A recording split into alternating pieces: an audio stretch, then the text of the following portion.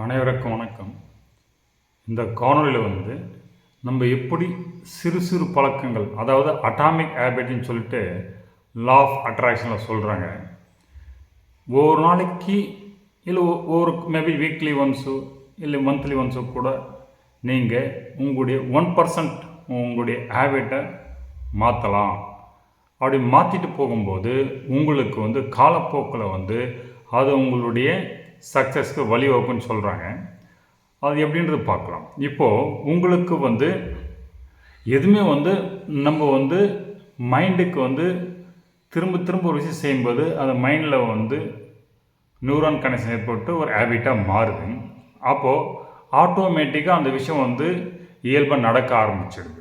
அப்போ மைண்டு மனத்தை பொறுத்த வரைக்கும் ஒரு விஷயத்தை ஈஸியாக பண்ணணும்னு நினைக்கும்.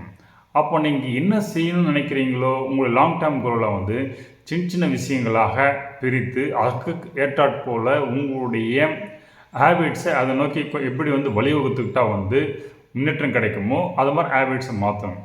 ஃபார் எக்ஸாம்பிள் நீங்கள் ஒரு அத்லட்டுன்னு வச்சுக்கோங்களேன். ஓடனாக எடுத்த உடனே அவ்வளோ வேகம் ஓட முடியுமா? ஃபஸ்ட்டு நீங்கள் வார்ம் அப் எக்ஸசைஸ் பண்ணணும். அது ஒரு வார்ம் அப் எக்ஸசைஸ் ஒரு 2 to 3 days பண்ணுங்கள். அதுக்கப்புறம் ஸ்லோலி ஜாகிங் பண்ணுங்கள். ஜாகிங் ஒரு 4-5 days பண்ணிங்கன்னா உங்கள் பாடி வார்ம் அப் போய் ஜாகிங் ஆச்சு. அடுத்து கொஞ்சம் மைல்டு ரன்னிங்க்கு போகுங்க. அதுக்கடுத்து கொஞ்சம் ஸ்ப்ரிட் ரன்னிங்கு போகலாம்.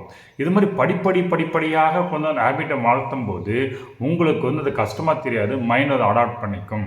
அப்போ நீங்கள் வாழ்க்கையில் வெற்றி அடையினாக்கா உங்களுடைய பழக்க வழக்கங்களை மாற்றிக்க வேண்டும். அது நல்ல பழக்க வழக்கங்களாக இருக்க வேண்டும். அதே மாதிரி தீய பழக்க வழக்கங்களாக இருந்தால் அதை செய்யறதுக்கு கடினமாக்க வேண்டும். நல்ல பழக்கங்களை எதை நோக்கி நீங்கள் சேஞ்ச் நோக்கி போகிறீங்களோ அது செய்கிறதுக்கு அட்மாஸ்பியர் சூழலை இயல்பாக ஈஸியாக இருக்கிற வச்சுக்கணும். அப்போ என்னன்னாக்கா மைண்ட் எந்த ஒரு விஷயம் செய்யணாக்கா ஈஸியாக செய்ய பார்க்கும். அப்போது எந்த ஒரு ஹேபிட் சேஞ்சும் நீங்கள் பண்ணணும்னா அது ஈஸியஸ்ட் பண்ணுறதுக்கான சூழலை உருவாக்குங்க. ஃபார் எக்ஸாம்பிள் நீங்கள் ரன்னிங் காலையில் எழுந்து வாக்கிங் போனாக்கா நீங்கள் உங்கள் ஷூஸு அது இருக்கிற இடம்லாம் காலையில் எழுந்து டக்குனு கண்ணில் படமாக வச்சுட்டாக்கா அது தேடுற டைம் இல்லை அப்படின்னாக்கா ஒன் மினிட்டில் நீங்கள் ப்ரிப்பேர் ஆக மாட்டாக்கா மைண்ட் அது கேட்ச் ஆகும், அதை நோக்கி போகும். அப்போது நீங்கள் எந்த விஷயங்களை செய்யணும்னு நினைக்கிறீங்களோ அந்த விஷயங்களுக்கான சேஞ்சஸை படிப்படியாக ஈஸியாக கொஞ்சம் கொஞ்சமாக நீங்கள் மைண்டில் அடாப்ட் பண்ணிட்டு போனீங்கன்னாக்கா அது உங்களுக்கு ஒரு ஆட்டோமேஷன் ஹேபிட்டாக மாறிடும். அது மாதிரி ஆட்டோமேட்டிக் ஹேபிட் நிறைய செய்ய நீங்கள் வாழ்க்கையில் எந்த விஷயம் இலகுவாக அடைய முடியும். இப்போது இதை மாதிரி ஒரு சின்ன சின்ன விஷயங்கள் ஒரு ஹேபிட்டாக மாற்றுறதுக்கு தான் சனாதன தர்மத்தில் பார்த்தீங்கன்னாக்கா ஒவ்வொரு விஷயத்துக்கும் ஒரு கடவுள் வச்சுருப்பாங்க. இவர் பண்ணாங்க எக்ஸாம்பிள் சரஸ்வதி எடுத்து கும்பிடுங்க, சரஸ்வதி கும்பிட்டா உங்களுக்கு படிப்பு கிடைக்கும் அப்படின்ற ஒரு தாட் உள்ள போடுறாங்க. அதே மாதிரி விநாயகர் போனீங்கன்னா அவர் முழுமுது கடவுள் எல்லாம் எந்த தடைகள் எல்லாம் போக்குவார் அப்படின்ற ஒரு தாட்டை போடுறாங்க. அது மாதிரி பல பாசிட்டிவ் தாட்ஸ் கடவுள் மூலமாக அப்படியே ஆங்கர் பண்ணி வச்சுருக்காங்க. நம்ம ஒவ்வொரு கடவுளுக்கும் ஒரு தனி பிரதிநிதித்துவம் கொடுத்து செஞ்சு இது வச்சுருப்பாங்க. அப்போது இந்த ஹேபிட் படிப்படியாக சின்ன வயசுலேயே நமக்கு சொல்லிக் கொடுத்து வரும்போது அது நம்மளுடைய வாழ்க்கையுடைய பாகமாக மாறிடுது. இந்த தாட்ஸ் நமக்குள்ளே இருந்து நம்மளுடைய இயக்குது.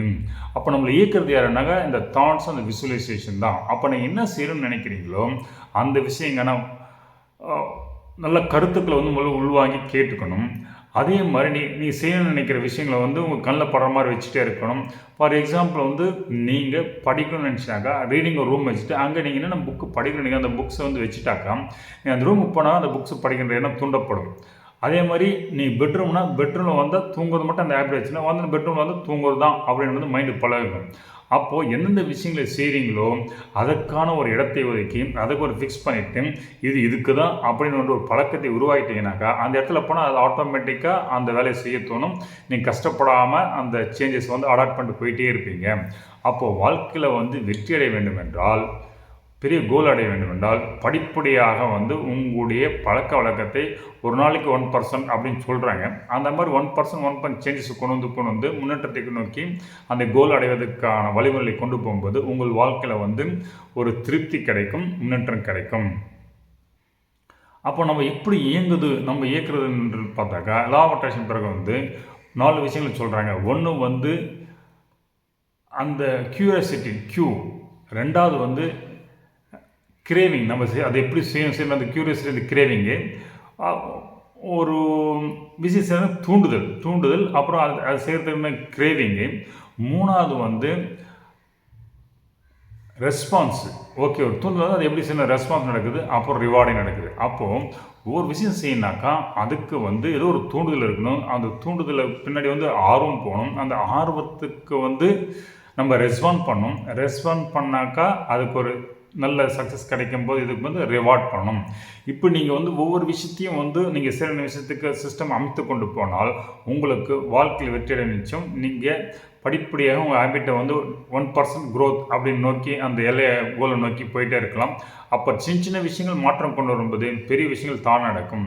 ஃபார் எக்ஸாம்பிள் வந்து நீங்கள் இப்போ டெல்லிக்கு போகிறோன்னு நினைக்கிறேன். டெல்லிக்கு போகிறதுக்கு வந்து நீங்கள் ஃப்ளைட் ஏறிட்டு அதுக்குரிய பட்டியல் ஆங்கிளில் போனால் கரெக்ட் ஆங்கிளில் போகலாம். அதே வந்து ஒரு 2-3 டிகிரி ஆங்கிள் திருப்பிட்டாக்கா டெல்லிக்கு பதிலாக வந்து இது ஹரியானா அந்த பக்கம் போய் நிற்கும். அப்போது நீங்கள் சின்ன சேஞ்சஸ் தான், ஆனால் வந்து இலக்கு பெருசாக மாறுது. அப்போது வாழ்க்கையில் நீங்கள் வெற்றி அடைய வேணும்னா சின்ன சின்ன விஷயங்களை வந்து உங்கள் வாழ்க்கையில் மாற்றத்தை கொண்டு வாங்க. அன்றாட வாழ்க்கையில் உங்களுக்கு பெரிய விஷயம் வந்து ஆட்டோமேட்டிக்காக நடக்கும். ஓகேங்களா? இந்த காணொளி கண்டமைக்கு நன்றி.